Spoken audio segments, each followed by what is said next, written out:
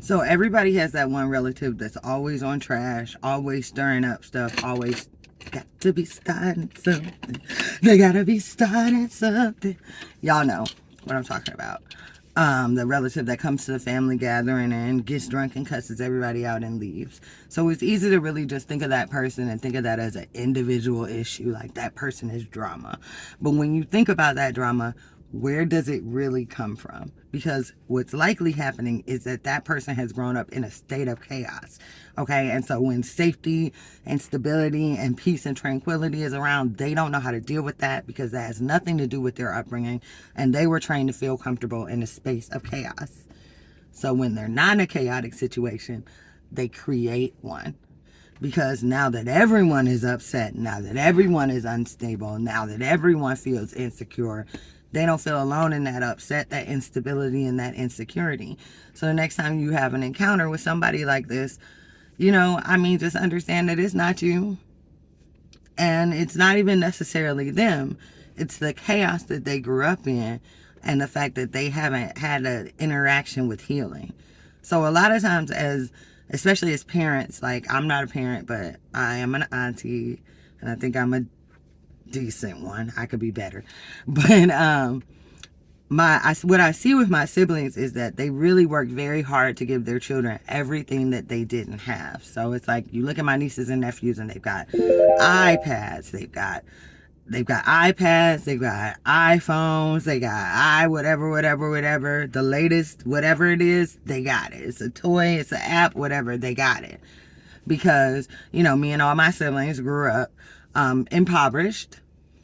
And a lot of times our parents couldn't afford to give us these things. And so now that my brother and my sister both have very good jobs, they're able to provide for their children financially and give them the things financially that they never had.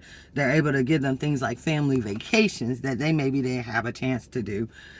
Because, growing up black, your family vacation is you going to a funeral in another state. So... So while my siblings stand in the gap and try to change these patterns for their family, for their children, there's another set of something that they never got that they have to figure out how to give to their children as well, and that is mental health care. For a lot of us, we didn't have the luxury or the opportunity to explore what childhood trauma was and what it was doing to us. We didn't know about inner child work. And again, all of this stuff is structural, right? Because we really, this is stuff that our parents and grandparents simply did not have access to because there weren't women out there studying Black Superwoman schema or looking at how epigenetic trauma affects families over generations or studying what psychologically happened to our ancestors in the post-Reconstruction era. That simply did not happen because Black studies didn't really get started until the 70s. Well, until the 60s-ish. And Black women's studies didn't really happen until the 70s, really more towards the 80s. And so there weren't people coming out of school with specializations in this type of work. The field was new. And so it's not like our grandparents could just, run up to the nearest federally qualified health center and sign up for therapy and sit down with someone who was going to understand their specific trauma as a Black person. They did not have that. And because they didn't have it, they didn't give it to our parents. And because our parents didn't have it, they didn't give it to us. And with a lot of stuff that we don't have, especially as people who live in a system of structural lack, we train ourselves that we don't need it. And that to depend on stuff like that is a weakness. But really what it is it's, I guess like it's a way of diminishing the lack of access by saying, look, I grew up fine without it. Did you grow up fine? You're insecure. You can't form attachments. Every relationship you've ever been in is a trauma bond. You bring drama everywhere you go and you're completely unstable. Did you turn out okay? Did you turn out okay? Or are you still alive? So the standard that we measure ourselves by is one of the things that has to change, but that's a subject for a whole nother video. The point of this is that our grandparents and our parents' generation didn't have access to this mental health care. So they didn't give it to us. And so we think we don't need it and we don't give it to our kids. Well, guess what? We need it. Our kids need it and their kids are going to need it because we're growing up in a generation of absolute trauma. Like millions of people have died from COVID-19. Millions of people have died. We have lived through a global pandemic. We are living in a global pandemic. We have passed peak oil. We're living in an extreme climate crisis. There's so much bad stuff going on globally that we mentally can't focus on that, on top of what's going on with us individually and as family groups. And so yeah, we need that restoration, and we have to stop seeing therapy as a weakness. We wouldn't see it as a weakness to take care of any other part of our body, but our brain that runs our whole body, when we try to go see somebody to take care of that mechanism that runs our entire body, for some reason that's wrong, that's a weakness, that's incorrect. Make it make sense.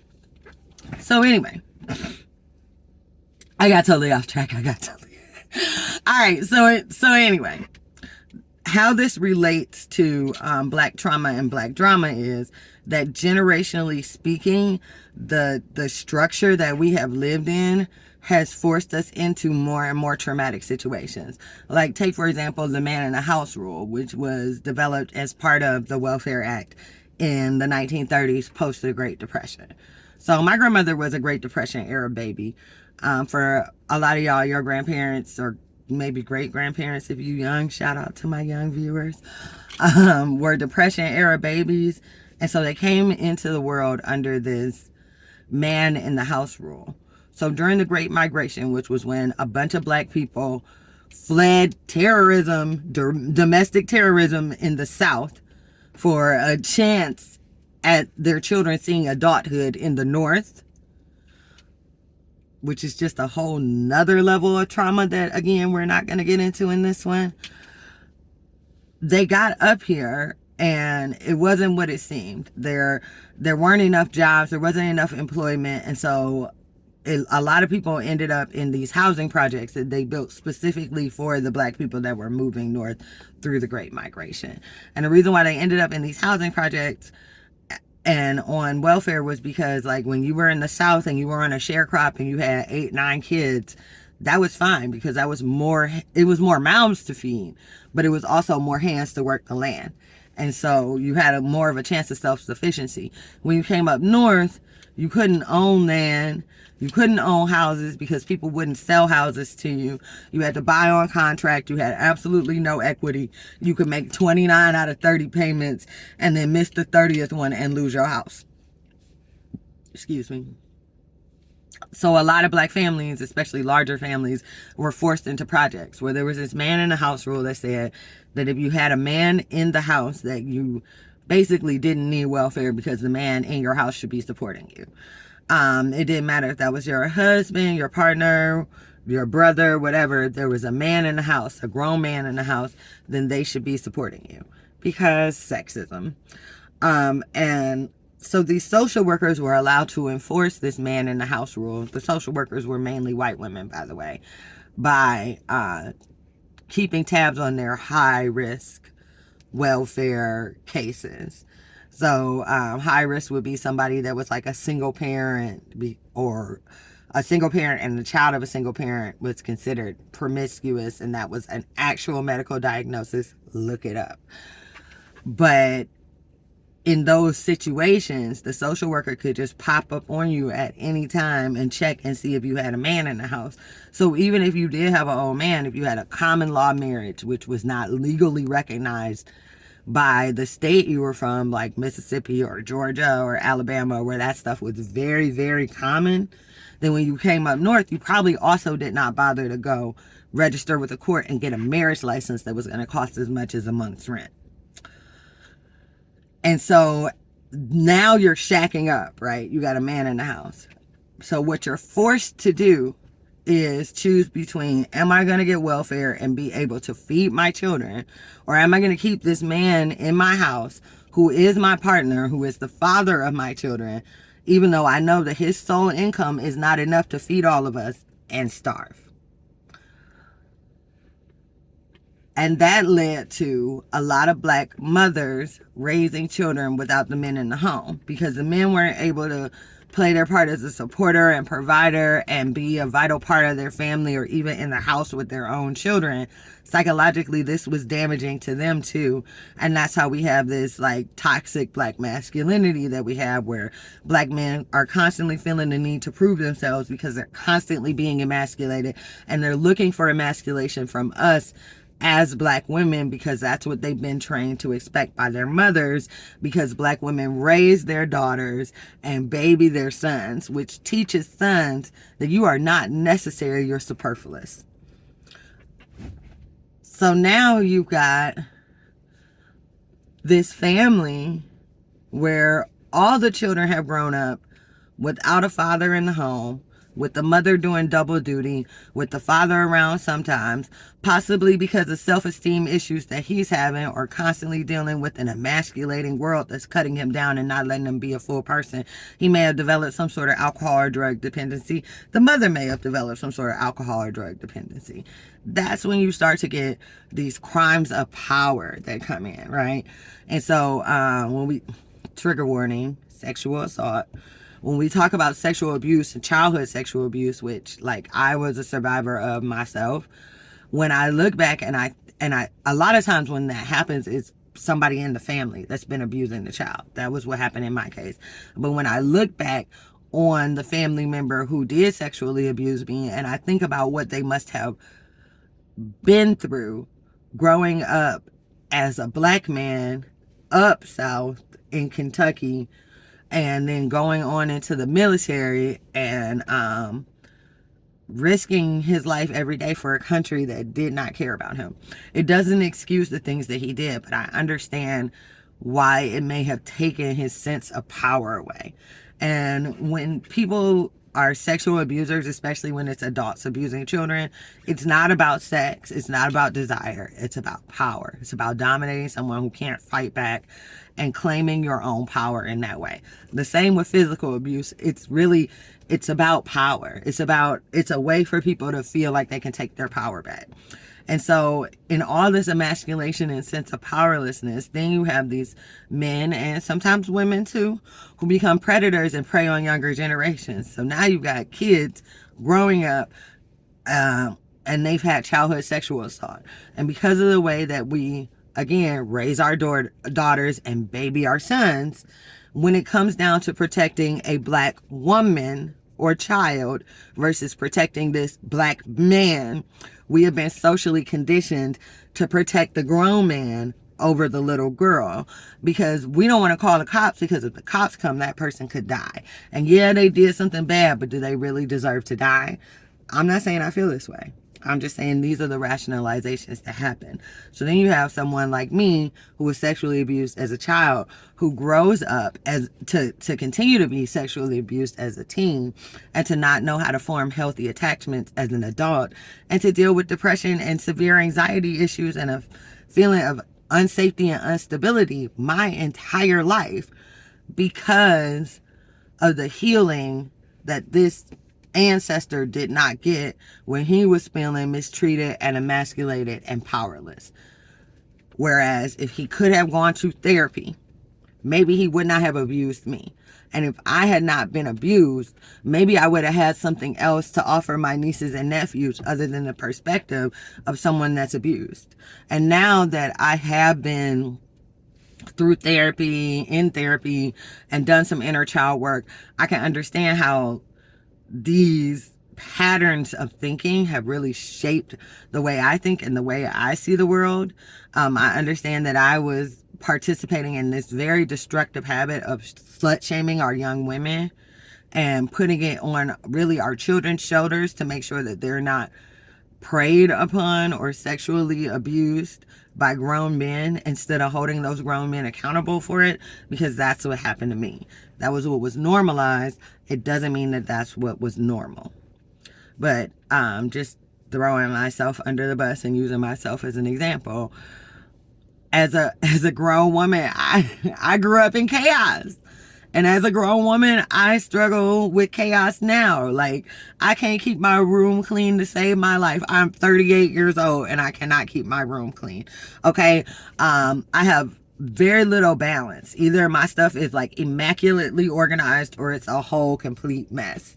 When things are going too well, I have this feeling of anxiety, like I'm waiting for the other shoe to fall. And then when the other shoe falls, I'm like, see, I knew it. That's how it was going to go. But all of these things can be directly tied to my childhood experience and my trauma. So when I'm looking at a potential partner, or I like somebody, or I'm thinking about being in a relationship with somebody, the first thing that comes into my head is, I have a broken picker, so they probably no good. Or if I think that they are good, then it's, I'm not good enough for them. Generationally, this continues and will continue until we get help. And that's what I was talking about in the other video about deciding to be the last. That was a really crucial decision for me in my life, that I was not going to continue to pass down these unhealthy, trauma-fueled thought patterns. And that I was not going to continue to perpetuate the drama that comes from growing up in chaos and from experiencing generational and epigenetic trauma, that I was going to be the last person in my family to have to deal with that particular type of pain. And so I guess that I'm saying all of this to say that if you're struggling with any of those things, if you're struggling with chaos, if you're a man and you're feeling emasculated and you're feeling powerless and you struggle with insecurity, or you're angry all the time, you don't know why, if you're in your 30s and you're still getting fired for fighting at work, that kind of stuff, get some therapy. Bruh, it's out there. It is available for all of us.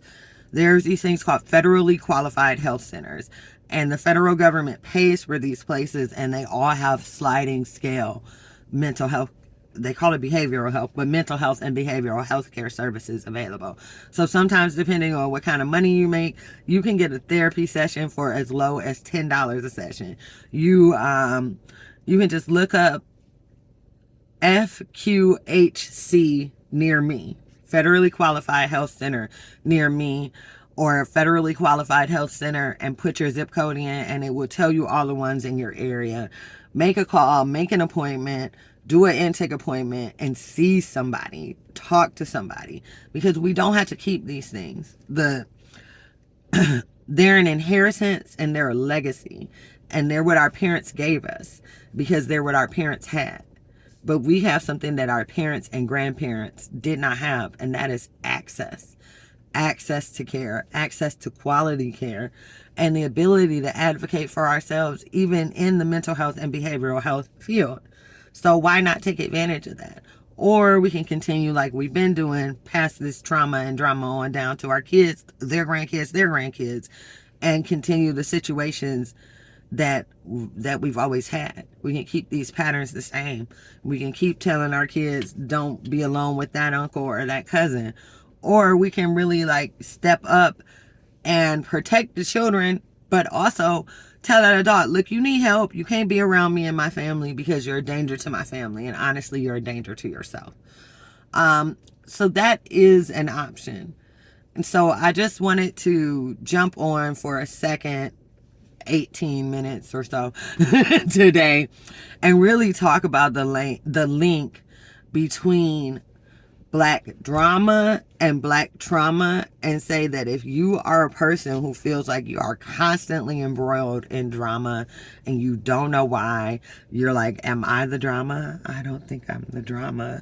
A, you probably are, and B, it's probably because you have some sort of childhood trauma that's unprocessed and undealt with.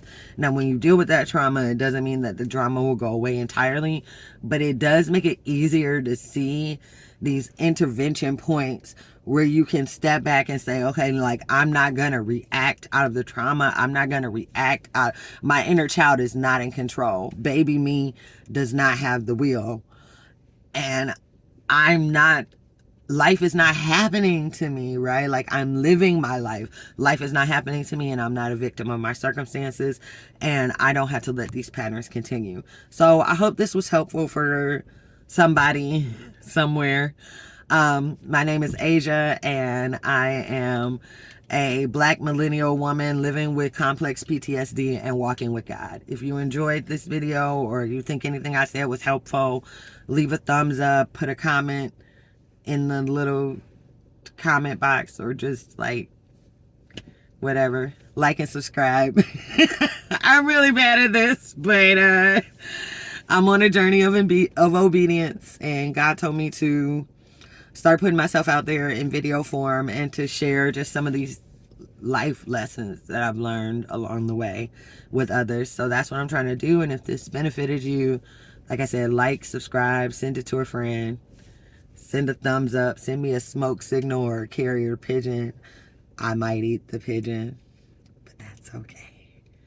All right, bye.